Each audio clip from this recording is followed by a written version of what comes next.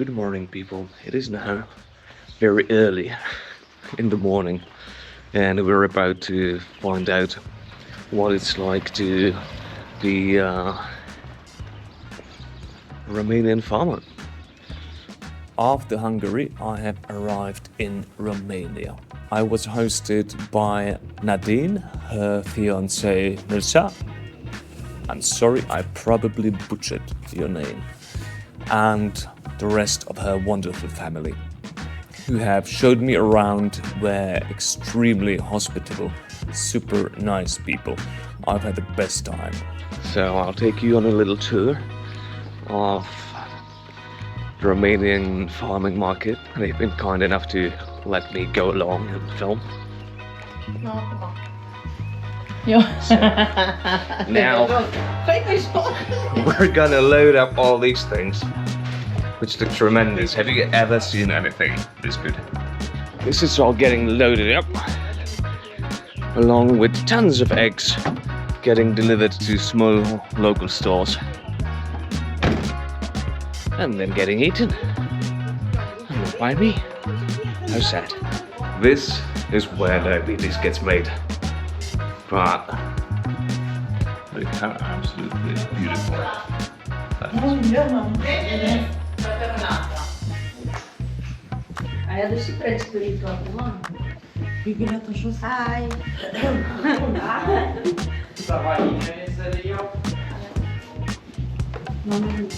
All of this gets packaged into tiny packages of so many different tastes. We have now loaded up all the eggs. As you can see, I am very, very alive. I love waking up in the morning very much. We're now gonna deliver all the eggs, cakes, and try not to break them at roundabouts. Apparently that's where it happens. I've just outed my friend. We are at the market. Got all these eggs and so much cool stuff. So many different vegetables. I mean, look at all of this. Look at homemade noodles. How amazing. Oh. We've got all this honey and tons of vegetables, which taste absolutely amazing. I have been sampling excessively, and I have had a fantastic time.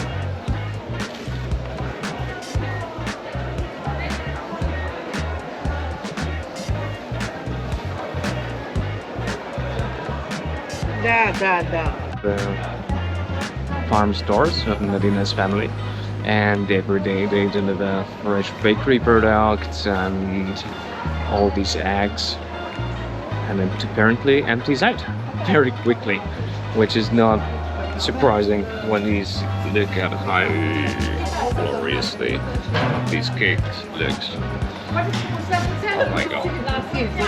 And they are so tasty. I've tried a couple, it's so tasty.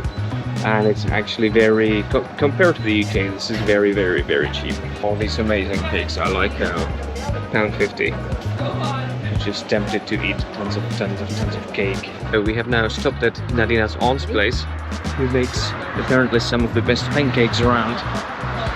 And I'll get to try them out. Știți, cheese. zănele de dimineață și... I would make it such a tiny stall, but apparently it is to die for. Now we get to try the famous pancakes. Setting off from the wonderful place, which is Nadina's and her family's farm. It's been absolutely wonderful staying with them, and I can't speak highly enough about Romanian hospitality. Sadly, I don't have a lot of footage for you from there. It's private residence, so not everybody wants their home on the video. Pretty hot day, I must say. And I am now closing on to Transfagarasan through, it looks like, lesser known road, because I have met maybe one car so far. This is why the road is so unpopular. It looks like a lot of very, very loose gravel from here. Slick road tires on. So just looking at what's ahead, it looks like this is a gravel section that will then lead onto Transfagarasan.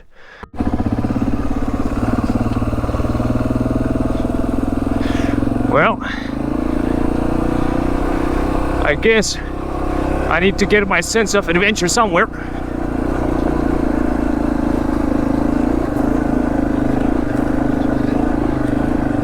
So, road tires, horrible road, high pressure for the win.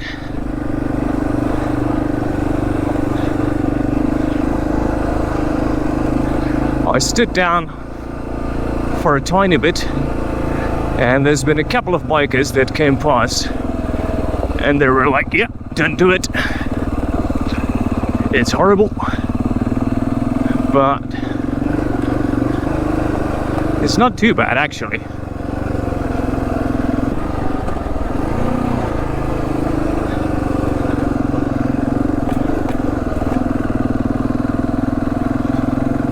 This is the Transfagarasan shortcut.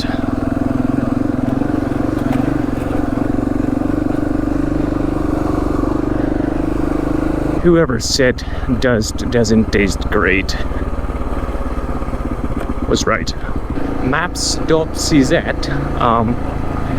it's been recommended to me so many times as a good sat-nav for offline maps, but yeah, I cannot say I agree so far. No, that is not to say that it doesn't add to the adventure. And I guess since this is adventure riding, then I guess I should recommend it, because it is going to provide you with more adventure than Google Maps or Waze or what have you. And I do get to appreciate this Romanian countryside. You know, be nice apples, like nice juicy apples full of water. I've still not found water, so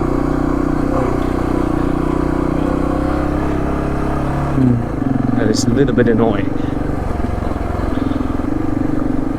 I mean, I could just pull over and ask in one of these houses.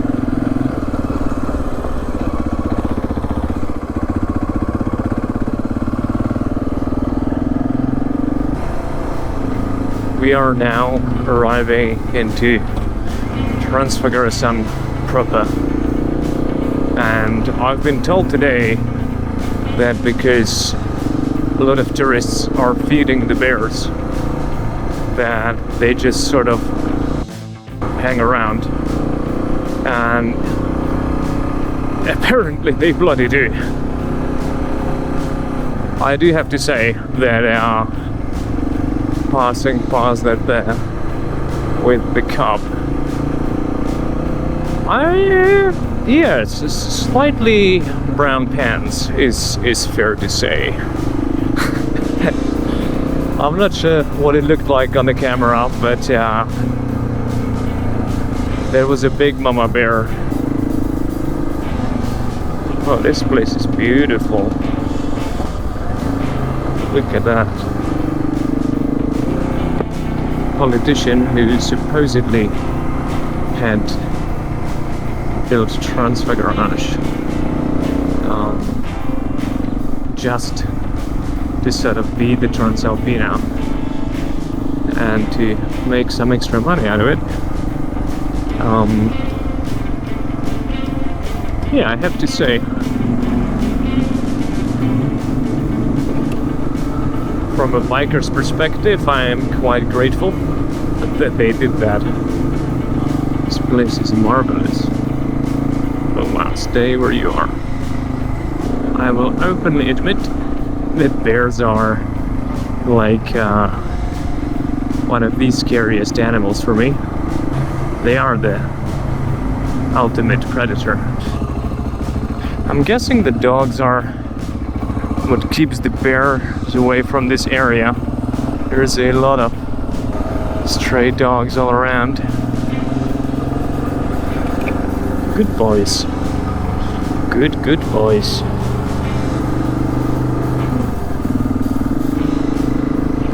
There's certainly quite a bit of police presence. There have been some attacks, because apparently the bears are getting bolder and bolder. Probably because there is less and less of their natural habitat. Speaking of the bear,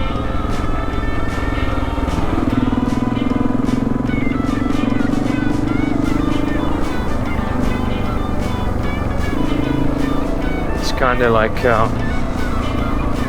Romanian safari.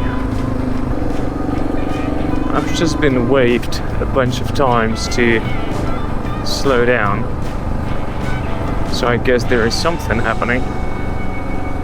Oh, there is a tiny bear and a big mama bear right there. There was a very tiny bear. Wow, you just kind of want to bring it home and call it Teddy. It was very cute.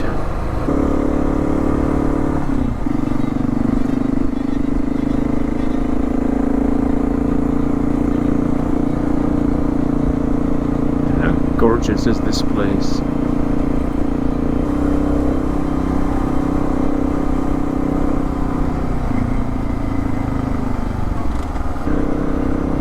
Transfagarasan is spectacular, and it's really starting to make sense now why so many people travel here.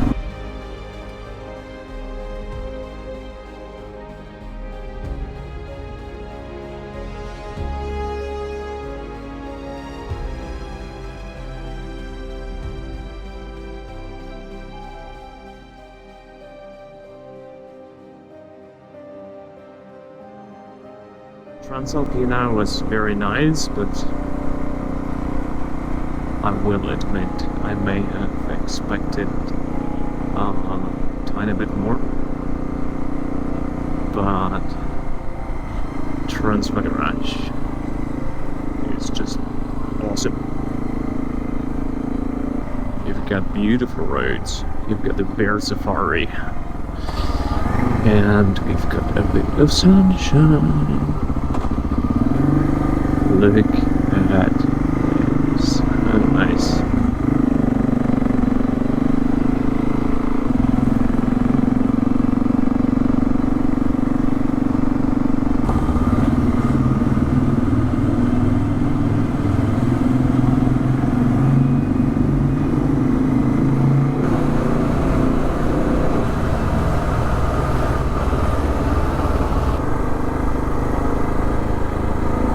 Spot on the satellite that looks like there should be water and that I can get access. Now let's just find a nice spot to camp.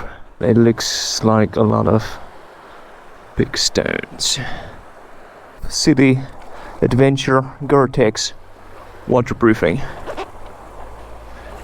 I don't particularly fancy that river crossing, because there is a pretty large amount of big stones that are very slippery, and I'm quite tired, so fishing the bike out at the end of the day is not super desirable. After a while of searching, I think I found a spot. It's very tiny, but as long as I can fit a tent, I'm quite happy. The access is not as nice as I would imagine, but a bit of mud never killed anybody, hey?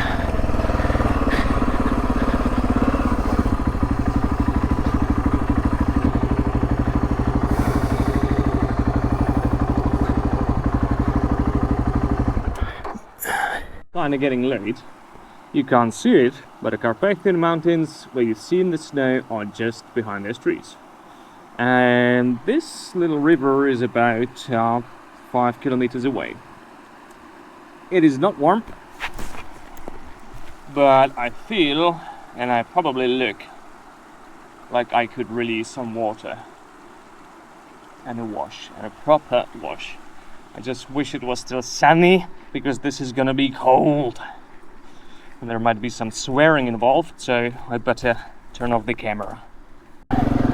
It is not every bloody day you get woken up by a bear. Whew. I mean, it didn't do anything. It just looked at me and then went. But yeah, I don't think I'd be falling asleep again.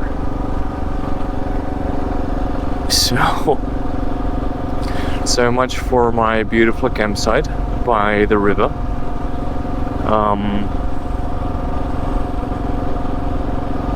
Yeah, needless to say, I've just packed very quickly. It didn't reappear, but yeah, it's just like I would not be sleeping anymore tonight. I would just be sitting there in a tent with my pens brown, listening for the bloody bear. It turns out there is a campsite not super far, like 15 minutes away, and I'm just gonna go there. They might not like me for arriving whatever time it is, 1:30 a.m. Oh well. Every now and then, GoPro decides to do something to keep my life interesting. So it will either corrupt the files, or the sound is gone. And if it's not gone, it might crackle and pop to the point when you can't really listen to it. So this is one of those times. Now, what happened after the bear experience and how did that go? I have arrived at the camp, and trying to be a nice person, I pushed my bike across the entire campsite to not make noise, right? I found a quiet, empty spot, pushed my bike there, only to set off every single bloody dog in that village. So the concert started. Nobody came to yell at me, luckily, so that was nice. And in the morning, the campsite owner came and said, "Oh, so you're the guy who stirred the riot." She was very nice. She was very kind when I told her about my experience of opening my tent to see a massive bear in front of me and then legging it and going to a campsite. She didn't even charge me anything. So very friendly, very hospitable person. And with the bears, scary. I can tell you, if you see a bear in front of your face, me anyway, you know, there might be Canadians and Scandinavians and all sorts of countries out there who are like, oh, bear is in my garden. We have tea every other day, no problem. I got pretty scared, so I've legged it for the campsite. I'm just about to leave Ploiești. I'm probably pronouncing it wrong. Anyhow, I have fitted a new piece of luggage. I've changed the pillowcase that I've had for a slightly larger Nanik case, which I've also pushed back.